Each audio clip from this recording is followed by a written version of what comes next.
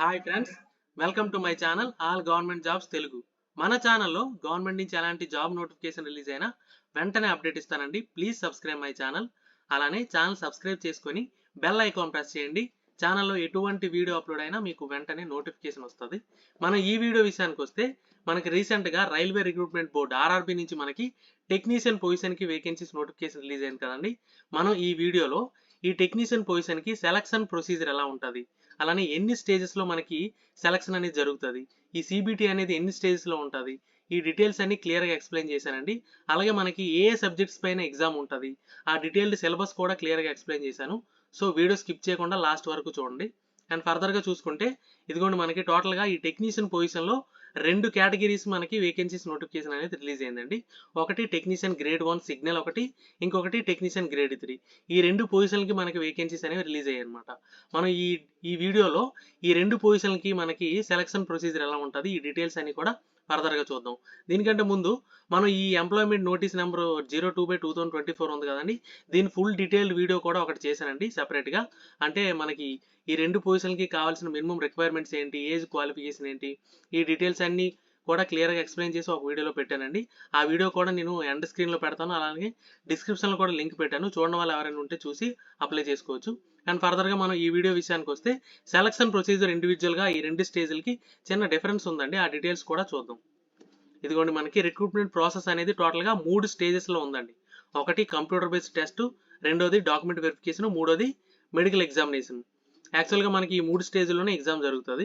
యాక్చువల్గా మనకి ఇప్పటి వరకు రిలీజ్ అయిన అన్ని నోటిఫికేషన్స్లో, ఈ ఆర్ఆర్బి నుంచి రిలీజ్ అయిన అన్ని నోటిఫికేషన్లో కూడా ఈ కంప్యూటర్ బేస్డ్ ఎగ్జామ్ అనేది మల్టిపుల్ స్టేజెస్లో ఉందండి. అంటే CBT1, CBT2, CBT3 అనే అలా మనకి మల్టిపుల్ స్టేజెస్లో CBT అనేది జరిగేది.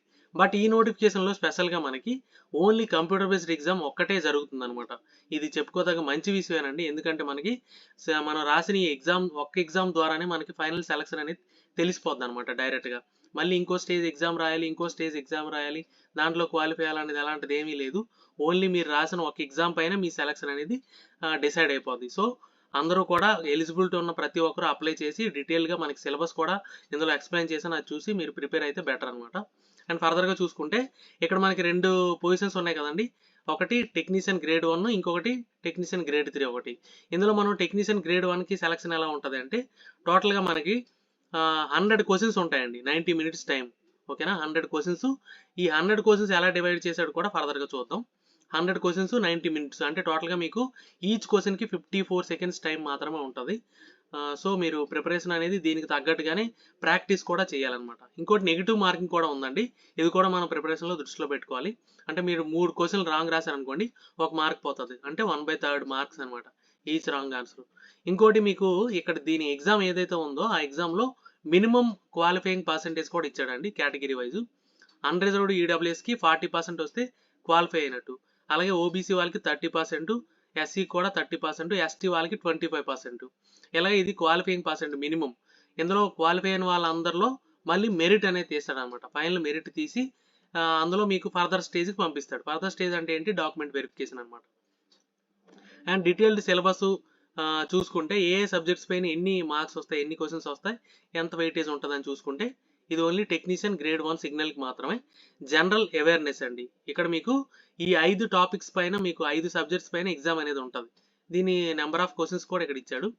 జనరల్ అవేర్నెస్, అలాగే జనరల్ ఇంటెలిజెన్స్ అండ్ రీజనింగ్, అలాగే basics of computers and applications, అలాగే mathematics and basic science and engineering. ఈ 5 టాపిక్స్ 5 సబ్జెక్ట్స్ పైన మీకు ఎగ్జామ్ అనేది ఉంటుంది. ఇందులో మనకి నెంబర్ ఆఫ్ క్వశ్చన్స్ చూసుకుంటే వెయిటేజ్ అనేది జనరల్ అవేర్నెస్ పైన 10 క్వశ్చన్స్ ఉంటాయి, 10 మార్క్స్ ఉంటుంది. అలాగే జనరల్ ఇంటెలిజెన్స్ అండ్ రీజనింగ్ చూసుకుంటే 15 క్వశ్చన్స్, 15 మార్క్స్. అలాగే basics of computers and applications చూసుకుంటే 20 క్వశ్చన్స్, 20 మార్క్స్. అలాగే మ్యాథమెటిక్స్ చూసుకుంటే 20 క్వశ్చన్స్, 20 మార్క్స్. అలాగే బేసిక్ సైన్స్ అండ్ ఇంజనీరింగ్ చూసుకుంటే 35 క్వశ్చన్స్, 35 మార్క్స్. టోటల్గా మీకు 100 మార్క్స్ అనేవి, 100 క్వశ్చన్స్ 100 మార్క్స్ అనేవి ఇలా డివైడ్ చేశాడు అనమాట. 5 సబ్జెక్ట్స్ పైన డివైడ్ చేసి మీకు ఎగ్జామ్ అనేది కండక్ట్ చేస్తాడు. ఓకేనా, ఇది 100 క్వశ్చన్స్ అనేవి ఇలా డివైడ్ చేశాడు. ఈచ్ మీకు డీటెయిల్డ్ సిలబస్ కూడా ఫర్దర్గా చూద్దాం. ఇదిగోండి, syllabus for CBT technician grade 1 సిగ్నల్కి ఇది only technician grade 1 signal syllabus మాత్రమే. ఇందులో జనరల్ అవేర్నెస్ చూసుకుంటే knowledge of current affairs, Indian geography, culture and history of India, including freedom struggles, అలాగే Indian polity and constitution, Indian economy, environmental issues concerning India and the world, అలాగే sports, general scientific and technological developments. ఇవన్నీ మీకు ఏంటంటే stock GK ఉంది, ఏదంటే Indian Geography, culture, history వీటిపైన. అలానే మీకు కరెంట్ అఫైర్స్ పైన కూడా క్వశ్చన్స్ ఉన్నాయన్నమాట. మీరు ఈ జనరల్ అవేర్నెస్ క్వాలిఫై అవ్వాలంటే స్టాక్ జీకే చదవాలి. అలానే మీకు కరెంట్ అఫైర్స్ అంటే డే టు డే రెగ్యులర్గా జరిగే మీకు లాస్ట్ 6 months 1 year నుంచి జీకే ఒకటి కరెంట్ అఫైర్స్, అలానే అప్కమింగ్ ఒక 1-2-3 years అంటే 1-2 monthsది అంటే ఎగ్జామ్ జరిగే వరకు మీకు కరెంట్ అఫైర్స్ కూడా మీరు ప్రిపేర్ అయితే బెటర్ అనమాట ఈ జనరల్ అవేర్నెస్ టాపిక్కి. దీంట్లో మనకి ఎన్ని క్వశ్చన్స్ వస్తున్నాయి? 10 క్వశ్చన్స్ వస్తున్నాయి 10 మార్క్స్కి. అండ్ అలానే జనరల్ ఇంటెలిజెన్స్ అండ్ రీజనింగ్ చూసుకుంటే దీంట్లో స్టాక్ అండి మనకి ఆల్రెడీ మనకి జనరల్ ఇంటెలిజెన్స్ అండ్ రీజనింగ్ మీద మీకు ఆర్ఎస్ అగర్వాల్ బుక్స్ ఉంటాయి అనమాట. అది తీసుకొని ప్రిపేర్ అయితే సరిపోతుంది అనమాట. Verbal and non verbal RS Agarwal books ఉంటాయి, దీనికి అది చదివితే సరిపోతుంది. Analogies, alphabetical and number series, coding and decoding, mathematical operations, అలాగే relationships, syllogisms, jumbling, Venn diagrams, data interpretation and sufficiency, అలాగే కన్క్లూజన్స్, అలాగే and decision making, similarities and differences, analytical reasoning, classifications, directions, statement, arguments and assumptions వీటిపైన మీకు questions ఉంటాయి అనమాట. దీనికి మీకు చెప్పాను కదండి, ఆర్ఎస్ అగర్వాల్ది verbal and non verbal book ఉంటుంది, అది చదివితే మీకు సరిపోతుంది. ఇంకా బేసిక్ కంప్యూటర్ అండ్ అప్లికేషన్స్ చూసుకుంటే ఇది మనకి కంప్యూటర్ ఆర్కిటెక్చరు, మీకు కంప్యూటర్ ఆపరేటింగ్ సిస్టమ్స్ వీటిపైన ఉంటుంది అనమాట. బ్రౌజర్స్, అలాగే కంప్యూటర్ వైరస్ వీటిపైన మీకు ఉంటుంది. దీనికి కూడా సపరేట్గా మీకు బుక్స్ అవి దొరుకుతాయి. అండ్ మ్యాథమెటిక్స్ విషయానికి వస్తే ఇక్కడ కొంచెం డెప్త్ ఆఫ్ మ్యాథమెటిక్స్ ఇచ్చాడండి.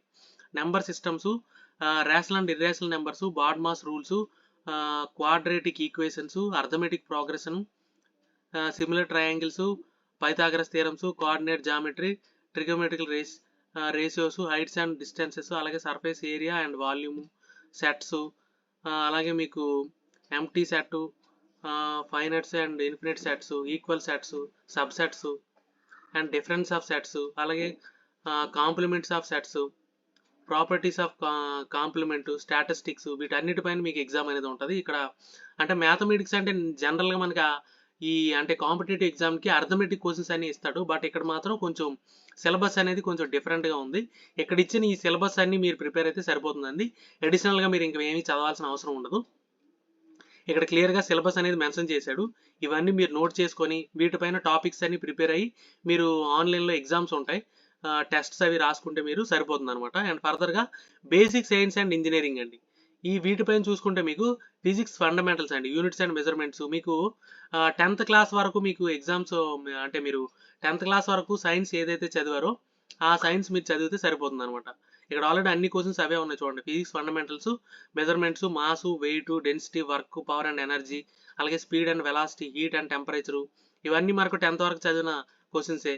ఇలాగే మీకు కొంచెం ఎలక్ట్రికల్, ఎలక్ట్రానిక్స్ రిలేటెడ్ క్వశ్చన్స్ కూడా ఉంటాయి అనమాట. ఎందుకంటే మీకు డిప్లొమా అలాగే ఇంజనీరింగ్ నుంచి కూడా మీకు క్వాలిఫికేషన్లో సిగ్నల్ 1కి అంటే టెక్నీషియన్ గ్రేడ్ 1 సిగ్నల్కి డిప్లొమా అండ్ ఇంజనీరింగ్ వాళ్ళని కూడా అడిగాడు. సో ఇక్కడ మీకు వాటిపైన కూడా క్వశ్చన్స్ ఉంటాయి. ఇగోండి electric circuits, conductors, non conductors, insulators, Ohm's law, అలాగే వాటి లిమిటేషన్స్, రెసిస్టెన్స్, అలాగే సర్క్యూట్ స్పెసిఫికేషన్స్, అలాగే మనకి మ్యాగ్నెటిక్ ఫోర్స్, మూవింగ్ ఛార్జెస్, ఇవన్నీ మీకు ఎలక్ట్రికల్లో వస్తాయి. అలాగే మీకు ఫిజిక్స్ రిలేటెడ్ క్వశ్చన్స్ అనమాట. Electrical, electronics, physics related questions అన్ని కూడా మీకు ఉంటాయి. Electronics and measurements, basic electronics, digital electronics, electronic device and circuits, microcontrollers, microprocessors, electronic measurements, measuring systems and principles, range extension methods, cathode ray oscilloscopes అంటే CROs ఉంటాయి కదా అవి, అలాగే LCD, LED panels, transistors వీటన్నిటిపైన మీకు questions ఉంటాయి అనమాట. ఇది మనకు ఓన్లీ టెక్నీషియన్ గ్రేడ్ 1 సిగ్నల్కి సిలబస్ అండ్ ఎగ్జామ్ ప్యాటర్న్ అనమాట. అండ్ ఫర్దర్గా మనం ఇది టెక్నీషియన్ గ్రేడ్ 3కి చూసుకుంటే ఇది కూడా ఎగ్జామ్ ప్యాటర్న్ అనేది సేమ్ అండి. అంటే 100 క్వశ్చన్స్ ఉంటాయి, 90 minutes టైం ఉంటుంది, నెగిటివ్ మార్కింగ్ కూడా 1/3 మార్క్ ఈచ్ రాంగ్ ఆన్సర్కి ఉంటుంది. అలాగే మనకి క్వాలిఫైయింగ్ నేచర్ కూడా సేమ్. అన్రిజర్వ్డ్ ఈడబ్ల్యూఎస్కి 40%, ఓబీసీకి 30%, ఎస్సీకి 30%, అలాగే ఎస్టీకి 25%. ఇక్కడ ఈ నేచర్ అంటే scheme of exam, qualifying nature కూడా సేమ్ అనమాట. బట్ సిలబస్, ఎగ్జామ్ ప్యాటర్న్ కూడా మారుతుంది కొంచెం. ఇందులో మనకు అక్కడ 5 స్ట్రీమ్స్ ఇచ్చాడు, అంటే 5 సబ్జెక్ట్స్ పైన మీకు 100 మార్క్స్ డివైడ్ చేశాడు. బట్ ఇక్కడ ఓన్లీ 4 సబ్జెక్ట్సే ఉన్నాయి. ఏంటంటే mathematics, general intelligence and reasoning, general science, general awareness. Okay, అక్కడ కంప్యూటర్ అప్లికేషన్స్ అనేది ఒకటి అడిషనల్గా యాడ్ చేశాడు టెక్నీషియన్ గ్రేడ్ 1 సిగ్నల్కి. బట్ దీంట్లో అది లేదనమాట. అది లేకుండా మీకు 100 మార్క్స్ అనేది ఇలా డివైడ్ చేశాడు. మ్యాథమెటిక్స్కి 25 questions 25 marks, general intelligence and reasoning 25 questions 25 marks, అలాగే జనరల్ సైన్స్ చూసుకుంటే 40 క్వశ్చన్స్ 40 మార్క్స్, అలాగే జనరల్ అవేర్నెస్ చూసుకుంటే 10 క్వశ్చన్స్ 10 మార్క్స్. టోటల్గా 100 క్వశ్చన్స్ 100 మార్క్స్ అనేవి ఇలా డివైడ్ చేశాడు అనమాట. అండ్ ఇన్ డెప్త్ సిలబస్ చూసుకుంటే ఇదిగోండి, syllabus for pay level 2 technician grade 3కి చూసుకుంటే మ్యాథమెటిక్స్ అండి. మ్యాథమెటిక్స్లో ఇక్కడ మీకు చూసారా, number systems, BODMAS, decimals, fractions, LCM, HCF, అలాగే సింపుల్ అండ్ కాంపౌండ్ ఇంట్రెస్ట్, ఇదంతా మీకు అర్థమెటిక్ సిలబస్. దీనికి మీరు ఆర్ఎస్ అగర్వాల్ అర్థమెటిక్ బుక్ చదివితే సరిపోతుంది దీనికి. ఓకేనా, అక్కడ మాత్రం మ్యాథమెటిక్స్ ఇవి ఇవ్వలేదు. చూసారా, మీకు కొంచెం డెప్త్ ఆఫ్ నాలెడ్జ్ ఇచ్చాడు అనమాట, కొంచెం కంప్లీట్ డిఫరెంట్ సిలబస్ ఇచ్చాడు అక్కడ. ఇక్కడ చూసుకుంటే మనకి and general intelligence and reasoning చూసుకుంటే ఇది కూడా మీకు RS Agarwal verbal and non verbal book చదివితే సరిపోతుంది దీనికి. అండ్ జనరల్ సైన్స్ చూసుకుంటే ఇక్కడ సిలబస్ ఏమి ఇచ్చాడంటే physics, chemistry, life science 10th స్టాండర్డ్లో మీకు 10th స్టాండర్డ్ లెవెల్లో physics, chemistry, life science books చదివితే సరిపోతుందని ఇచ్చాడు. అండ్ జనరల్ అవేర్నెస్ చూసుకుంటే కరెంట్ అఫైర్స్, అలాగే సైన్స్ అండ్ టెక్నాలజీ పైన current affairs, sports, culture, personalities, economics, politics, వీటిపైన మీరు కరెంట్ అఫైర్స్ చదివితే సరిపోతుందని ఇక్కడ ఇచ్చాడు అనమాట. స్టాక్ జీకే కోసం ఏం మెన్షన్ చేయలేదు. ఇదండి సిలబస్. ఈ సిలబస్ అనేది గ్రేడ్ 3 టెక్నీషియన్ గ్రేడ్ 3కి. గ్రేడ్ 1 సిలబస్ కొంచెం ఎక్కువగా ఉందండి, లెవెల్ కొంచెం హై ఉంది. గ్రేడ్ 3 సిలబస్ కొంచెం లెవెల్ లో ఉందన్నమాట.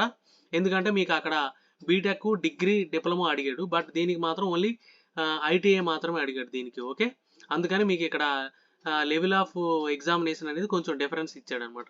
అండ్ ఎగ్జామ్ క్వాలిఫై అయిన వాళ్ళకి ఫర్దర్ స్టేజ్ ఏంటంటే డాక్యుమెంట్ వెరిఫికేషన్ అనమాట. చెప్పాను కదండి, only single stage of exam మాత్రమే ఉంటుంది.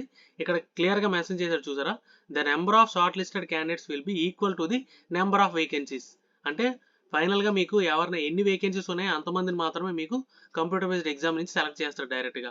వాళ్ళకి డాక్యుమెంట్ వెరిఫికేషన్, తర్వాత మీకు మెడికల్ అది జరిగి డైరెక్ట్గా అపాయింట్మెంట్ లెటర్ అనేది ఇష్యూ చేస్తాడు. ఇది మంచి విషయమే, అంటే మీకు సెలక్షన్ కూడా త్వరగా జరిగిపోద్ది అనమాట. అండ్ ఫర్దర్గా చూసుకుంటే ఇక్కడ ఒకవేళ మీకు టై అయింది అనుకోండి, ఇద్దరికి ఈక్వల్ మార్క్స్ వస్తే అక్కడ ఏజ్ క్రైటీరియా అనేది తీసుకుంటాడు. ఎవరిది ఓల్డర్ ఏజ్ అయితే వాళ్ళని డైరెక్ట్గా సెలెక్ట్ చేస్తాడు. ఓకే, వాళ్ళకి మెడికల్ ఎగ్జామ్ జరుగుతుంది. ఆ మెడికల్ తర్వాత డైరెక్ట్గా అపాయింట్మెంట్ అనేది ఇష్యూ చేస్తాడు. ఇక్కడ మెడికల్ ఎగ్జామ్ చూసుకుంటే మెడికల్ స్టాండర్డ్స్ కూడా ఇచ్చాడండి. ఇక్కడ మనకి టెక్నీషియన్ గ్రేడ్ 1 సిగ్నల్కి అయితే B1 లెవెల్ ఉండాలి.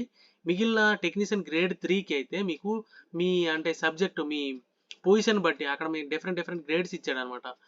మీ సబ్జెక్ట్ మీ పొజిషన్ బట్టి మీకు అక్కడ మీకు క్వాలిఫికేషన్ ఎక్కడైతే మెన్షన్ చేశాడో యానెక్సర్లో, ఆ యానెక్సర్లో మీకు మీ అంటే పొజిషన్ అంటే టెక్నీషియన్ గ్రేడ్ 3 సిగ్నల్ అయితే ఒక స్టాండర్డు, అలాగే టెక్నీషియన్ గ్రేడ్ 3 వెల్డర్ అయితే ఒక స్టాండర్డు, అలా మెన్షన్ చేశాడు.